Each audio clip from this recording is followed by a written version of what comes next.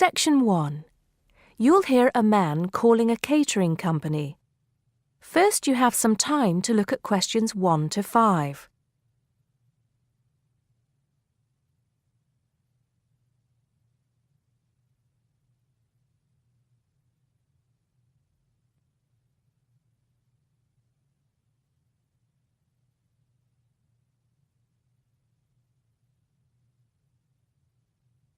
You'll see that there is an example which has been done for you. On this occasion only, the conversation relating to this will be played first. Hello, 5-star caterers. Can I help you? Oh, yes. I spoke to you an hour ago about the arrangements for our end-of-term party. The man is calling about a party, so party has been written on the form. Now we shall begin. You should answer the questions as you listen because you will not hear the recording a second time. Listen carefully and answer questions 1 to 5. Hello, 5-star caterers. Can I help you? Oh, yes. I spoke to you an hour ago about the arrangements for our end-of-term party. Oh, that's right. It's Mr. Saunders, isn't it? Actually, it's Sanders. That's Sanders. Oh, I'm sorry. I'll just get that down correctly on the form. Okay, Mr. Sanders, sorry about that. No problem. Well, I've got the details you asked for, so I thought I should call you back quickly and book. Good. Let's fill in the form, shall we? Great. First of all, can you give me a telephone number? Somewhere where you can be contacted during the day. Yes, it's 445-6786. 445-6786. Okay. And do you have a number where you can be contacted outside of office hours? Well, I'm at work till late in the evening, so use the same number, and if I'm not there, you can leave a message. Thanks. I'll make a note of that. And how many guests shall I put down? Okay, that's changed. So instead of the figure I gave you before of 85, it's now only 50. It's much lower, I'm afraid, because a lot of people can't make that date. That's not a problem.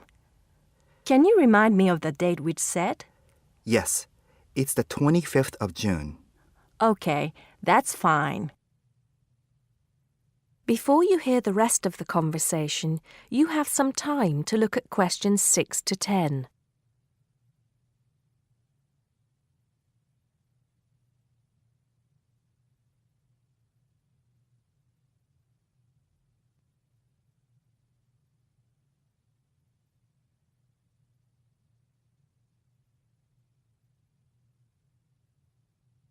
Now listen and answer questions 6 to 10. Now, did you have the chance to look at the tables on the website? Yes, I did. And I think the rectangular tables would be good. The long, thin ones. Yes, you could have 2 of those. The only problem is that they're for 24 people. So you'd only seat 48 people that way. And if you have 50 guests... Oh, I see what you mean. 2 people would have nowhere to sit. What about the square ones? You'd have the same problem with numbers. Usually, for 50 people, we find the round tables work well. Not the smaller ones. They only seat 6 people. The ones that seat 10, the large ones. So do you think we should have 5 of those? I think that would work well. Okay, that's what we'll do then. Fine. And have you decided on the menu you would like? Yes, I think so. But I wanted to ask you, we talked about having the 3-course meal with waiter service, but in the end, we thought it would be a bit too formal. So that leaves the buffet or the 7-course banquet. How much is a banquet again? £100 a head. That's too much and too formal. The buffet is fine. Okay, so I think I've got everything. we'd need a deposit of 50% of the total. Right. What's the total? Just a minute. Yes, it's £30 a head times 50, so that's £1,500. 50% of that would be $750 now, with the balance due another $750 on the day. Great. I'll call in tomorrow if that's okay. I can pay you the deposit then. We'll look forward to seeing you tomorrow then. Okay. Thanks a lot. Goodbye. Goodbye. That is the end of section 1. You now have half a minute to check your answers.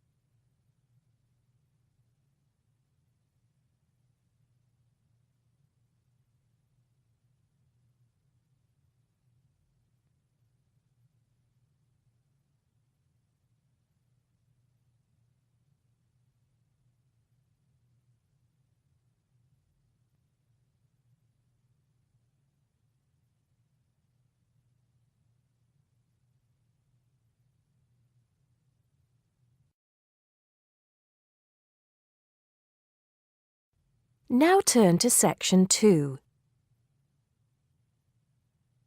Section 2.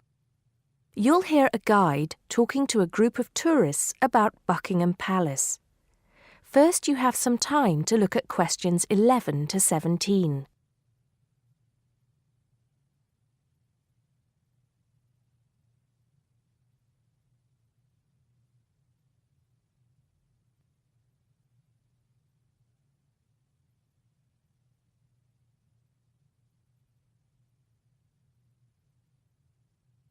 Now listen carefully and answer questions 11 to 17.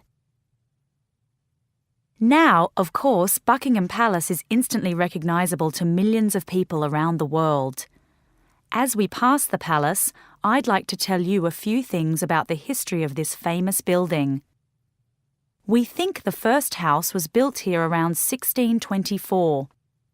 In 1674, that house burned down and a new one was built, called Arlington House after its owner, the first Earl of Arlington. Then, in 1703, the first Duke of Buckingham changed the design of the house and the name. It was then known as Buckingham House. The building we see in front of us now has undergone many changes since it was first built. The east front, which is the part we see from the road, was added as part of the work done by Queen Victoria and was completed in 1850. But the palace has remained pretty much unchanged for nearly 100 years. The last major changes to the structure were made by King George V, who, in 1913, had the east front redesigned as a backdrop to the large memorial to Queen Victoria, which had just been placed outside the palace gates. Since then, only minor changes have been made. I should point out, though, that the palace was bombed 7 times during the Second World War, most seriously in 1940, when the palace's chapel was destroyed. Today, of course, it is the home of the royal family, but that wasn't always the case, although they did own most of the land it was built on. It was George IV who turned it into a palace, doubling its size when he became king in 1820. He had inherited it from his father, King George III, who, in 1761, had become the first royal owner of the building, though it was still not used as the home of the royal family, just as a private home for Queen Charlotte. It was known as the Queen's House at that time. King William IV finished the work after his brother, George IV, died. But King William never moved into the palace. In fact, in 1834, he offered it as a new home for Parliament after the Houses of Parliament were destroyed by fire. The offer was not accepted, though, and in 1837, when Victoria became Queen, the house became the main royal residence in London. However, Victoria and her husband, Prince Albert, found the house too small, so they carried out building work to further enlarge it. This included building the east front, which I've already mentioned as the part we are looking at now. Victoria was also responsible for moving the Marble Arch, built as a part of the palace itself in the 1820s, to where it stands today, separate from the palace on the corner of Hyde Park. For 20 years or so, the palace was often the setting for huge banquets, dances, and musical performances. This period lasted until Prince Albert died in 1861, after which Victoria spent very little time there, and the palace was hardly ever used. Before you hear the rest of the talk, you have some time to look at questions 18 to 20.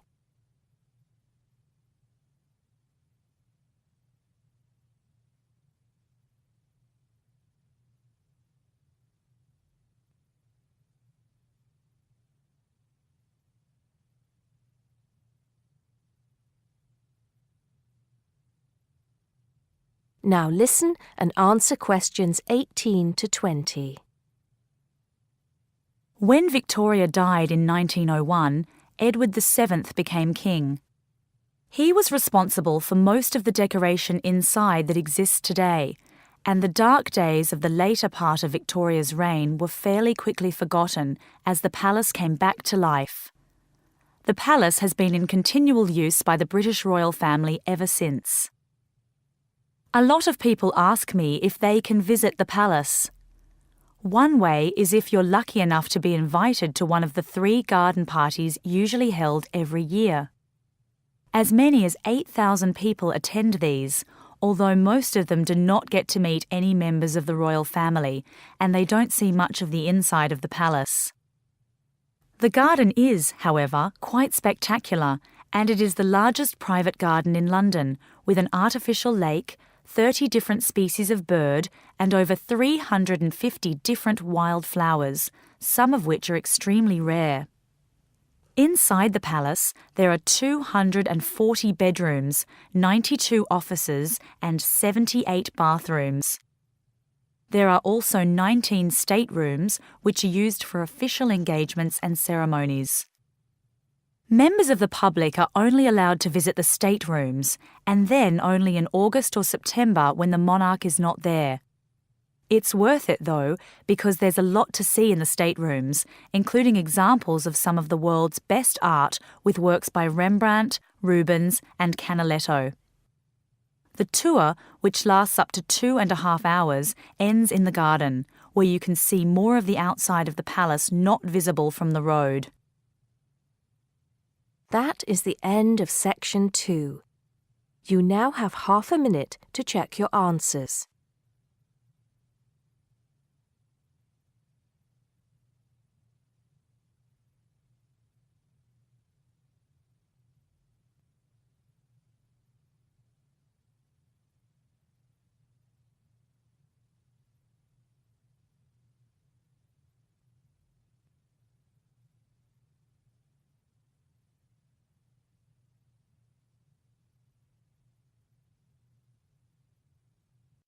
Now turn to Section 3.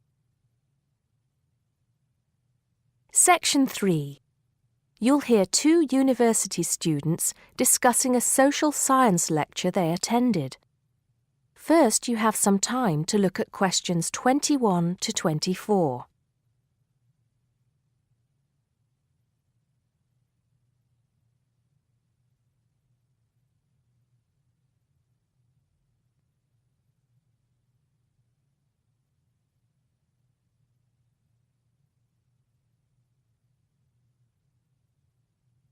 Now listen carefully and answer questions 21 to 24. Did you go to the first social science lecture yesterday? Yeah. Didn't you see me there? No. I was trying so hard to understand the lecturer. What didn't you understand? A lot of it, really. For example, he said we needed to study history as part of the course, but I didn't get why. You probably missed it. He said early on that we need to learn from our past mistakes. Right. But he also said we need to put ourselves in the place of our ancestors. Why is that? I think the point is that it's not enough to know how they lived and what they did. We need to know what they thought. I see. And I've written transferable skills in my notes next, but I have no idea what that means. If you study social science, you learn skills that you can use in a job. Oh, right. Is that all? Okay, but why is that? The point he made was that in studying social science, you use a flexible and adaptable approach to learning. Before you hear the rest of the conversation, you have some time to look at questions 25 to 30.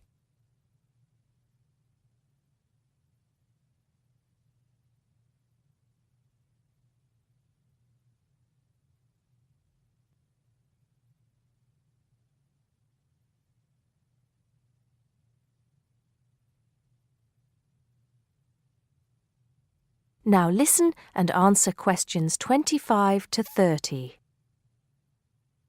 He also kept mentioning all the other subjects we will need to study as part of the course. I didn't write them all down, did you? Some of them. I think I can make sense of my notes. The first one was anthropology, which he said would cover prehistory and archaeology as well. Okay. Then there's economics. I wrote down that this was not meant to mean that we will spend all our time looking at economic theory, but more that we need to see how humans behave. That's good. I don't think I could handle economic theory. He said something about education too, didn't he? Yeah. He said we'll be looking at how cultural information is handed down from one generation to the next through teaching children. He said we'd be focusing on geography too, but I can't really remember which aspects. Can you? I noted it down, I think. Here we are, yes, particularly in relation to urban planning. It's law that I got confused about. I didn't understand why he linked that to economics. I think he meant that laws affect the way wealth is distributed. That makes sense. Now, what are the science wars? Okay, I did get that. The science wars are about how social science collects information. In sociology and social work, and in social science generally, they can only study patterns of behavior and observe. If you compare that to the way scientists work in physics or chemistry, it's very different because they use specific experiments that can be tested and which give concrete answers. Social studies is often accused of being unscientific. That's all. Okay. But it still looks like a good course, doesn't it? You don't have any regrets, do you? None at all. I'm looking forward to it. That is the end of section 3. You now have half a minute to check your answers.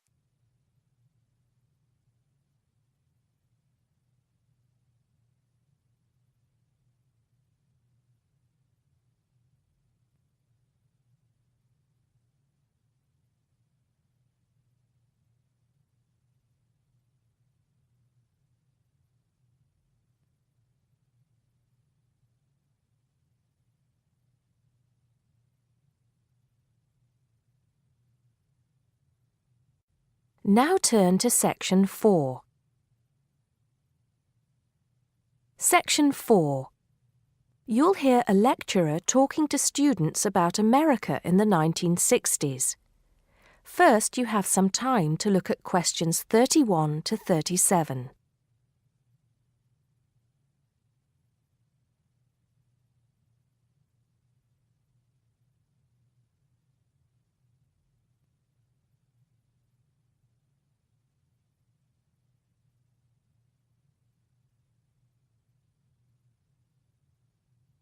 Now listen carefully and answer questions 31 to 37.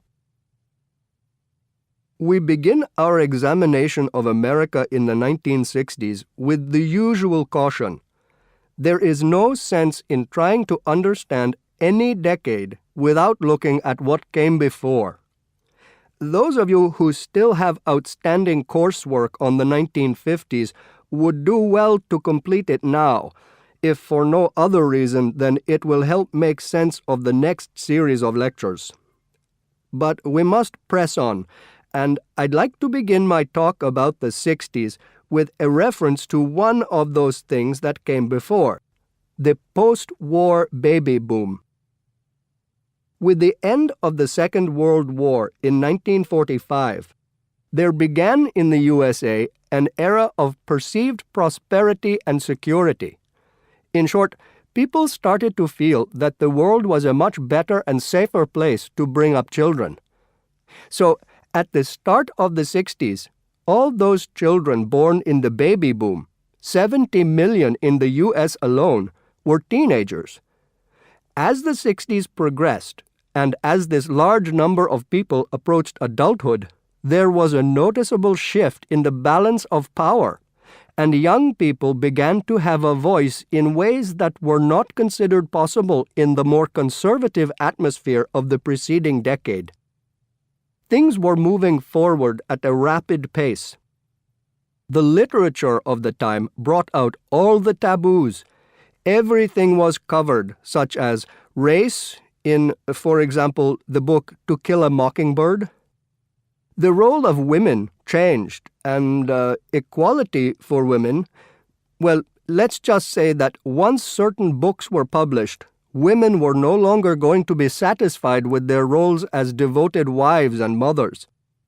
Through literature alone, the whole fabric of society was challenged, and by the end of the 60s, things would never again be as they had pretty much been for the preceding 40 years. It was a decade of protest, civil rights protests, feminism, the rights of minorities, the Vietnam War. All these causes led to peaceful and not so peaceful protests on college campuses and elsewhere. People had been given freedom of speech and they were going to use it. The crime rate rose to 9 times what it was in the 50s, as respect for the old order faded away. But it was also a time of great development. In medicine, the 60s saw the first heart transplant. In technology and the space race, where we saw the first American in orbit and lasers being invented at the start of the decade, and the first man on the moon, and the first primitive internet at the end. Before you hear the rest of the talk, you have some time to look at questions 38 to 40.